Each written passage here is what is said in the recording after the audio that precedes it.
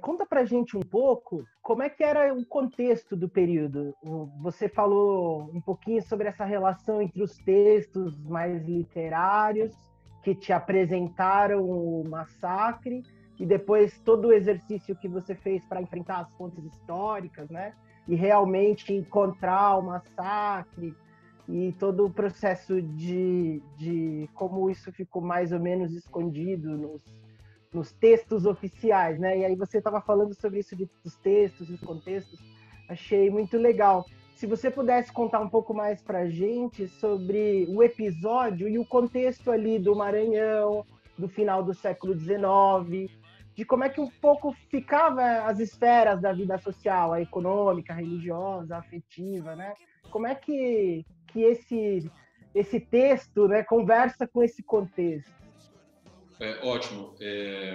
Bom, primeiro a gente está falando de um período que hoje na historiografia e na sociologia a gente costuma nominar de período pós-abolição. Quer dizer, todo o meu esforço de interpretação nesse livro é um esforço muito conectado com os historiadores e sociólogos que têm lidado com o período pós-abolição,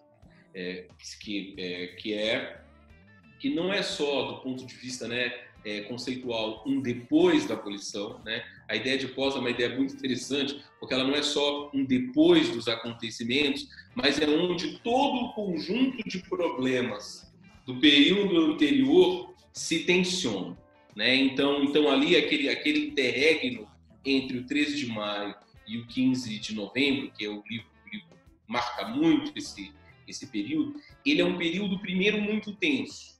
Por quê?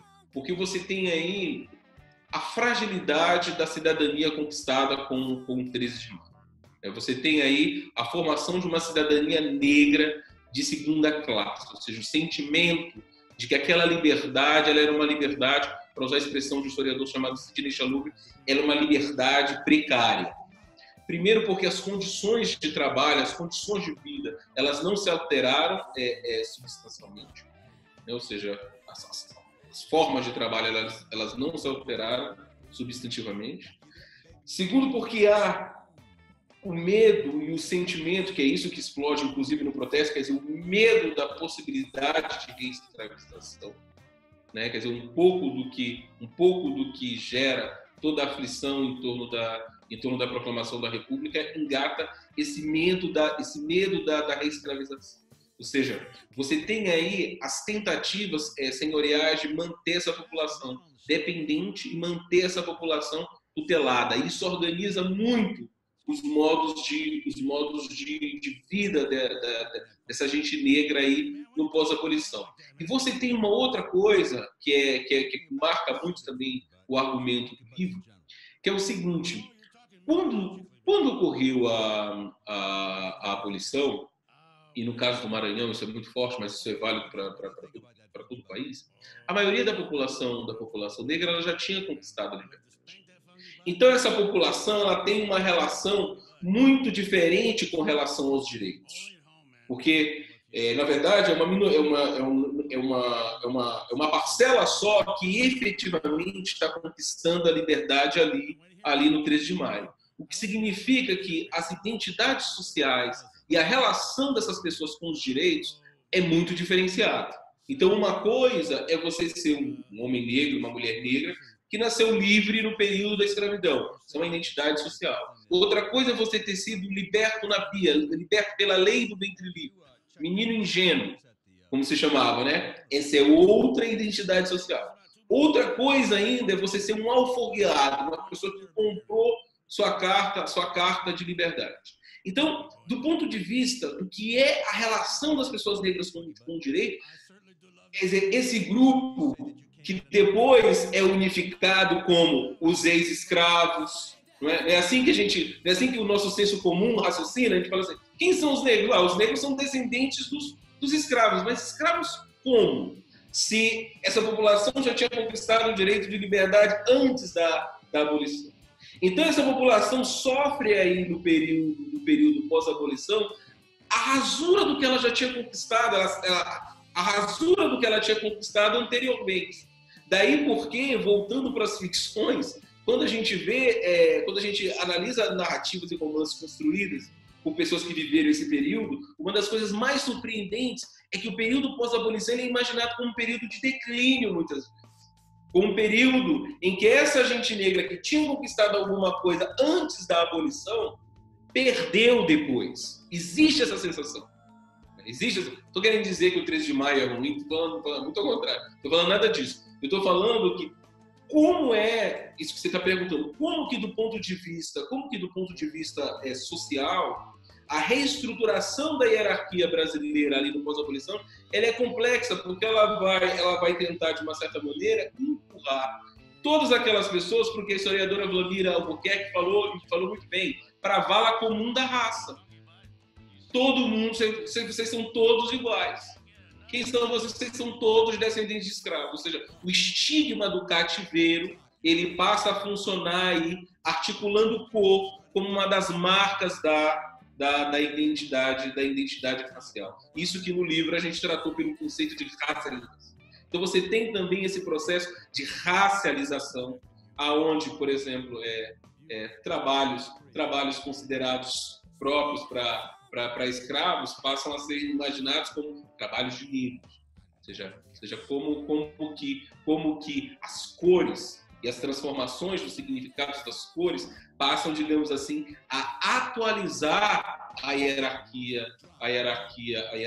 social. Então, acho que não sei se respondi adequadamente o que você perguntou, mas sobretudo do ponto de vista social, o grande dilema. Do ponto de vista político, o movimento abolicionista, e tem pesquisas muito interessantes sobre isso hoje, tem um trabalho muito importante da Angela Alonso, o movimento abolicionista ele foi um movimento muito importante no sentido de pôr as pessoas na rua, né? De politizar as pessoas. E aí politizar não só, a gente não está falando só dos quadros intelectuais do Império, não é só Joaquim Nabuco, não é só esses grandes nomes, mas também de pôr o povo na rua mesmo, a realização de mítines, de conferências, concertos. Então, ali, no pós-13 de maio, a gente também tem um quadro de um Brasil que estava mobilizado na campanha pela abolição e que está na rua, que está mobilizado. Quer dizer, por isso que eu retomo. Não é à toa que as pessoas foram realizar o protesto no mesmo lugar onde elas tinham comemorado o 13 de maio. Ou seja, o povo está na rua. O povo está na rua.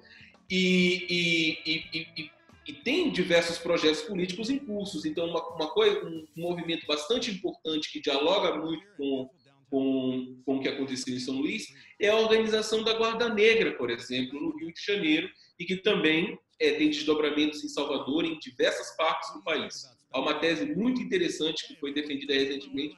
Infelizmente, eu só tive contato com esse trabalho quando já estava no final do livro, mas uma tese chamada Sob a Guarda Negra, que é uma tese que vai analisar como que em diversas cidades do país você teve movimentos populares, né? E é muito interessante que seja um movimento que se diga Guarda Negra, em que a ideia de negro já é uma ideia relevante do ponto de vista da organização política, e defendendo aí um terceiro reinado, né? Ou seja, já identificando nos republicanos um grupo antagonista, né?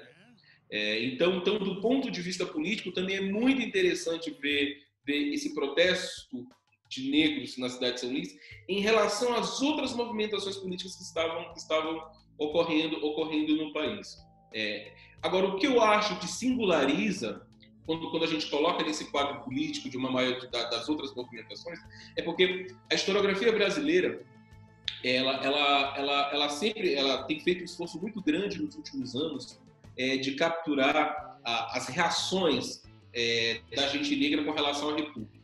Então, esse achado de que havia uma desconfiança dos negros com relação à República é algo que já ocorre na historiografia brasileira há bastante tempo. Só que é muito difícil a gente capturar isso no momento em que a República é proclamada. Então, como que isso é pego nos outros estudos? Primeiro, nas movimentações da Guarda Negra. Então, um pouco antes da proclamação da República, e depois em manifestações de outra ordem, na revolta da vacina, em vários episódios que vão ocorrendo na Primeira República, onde você tem, digamos assim, essa incompatibilidade, essa sensação de que a República não tá incluindo, que a República está ameaçando direitos. O interessante do massacre do 17 de novembro é que a gente consegue pegar isso na hora que a República está sendo proclamada. Eu acho que isso é uma coisa que diferencia esse episódio. Porque uma coisa é você pegar ele antes, e outra coisa é você ver isso muito depois, quando a Primeira República já tá andando. Então, a oportunidade analítica que o massacre de 17 de novembro nos dá é fantástico, porque a gente está vendo isso ali na hora que a proclamação da República tá ocorrendo. Né? Então, do ponto de vista social e do ponto de vista mais político, acho que o quadro que se desenha é um pouco esse, né? Haveria também, tem também um outro elemento bastante importante, que é toda a articulação dos senhores em torno da indenização. Esse é um tema que ainda carece de mais discurso, né? A história que nos é contada é que Rui Barbosa queimou os documentos e a indenização não foi realizada. Mas há uma grande gritaria mesmo dos jornais, da imprensa. No Maranhão isso foi muito forte, na Bahia isso também foi muito forte, pela indenização dos senhores, ou seja, de que essa consideração de que, de uma certa maneira, a abolição foi, aspas, aí, ilegal, de que a abolição é ilegal, porque ela violou o direito de propriedade. Ou seja, é muito contemporâneo, inclusive, esse modo de raciocinar. Mas a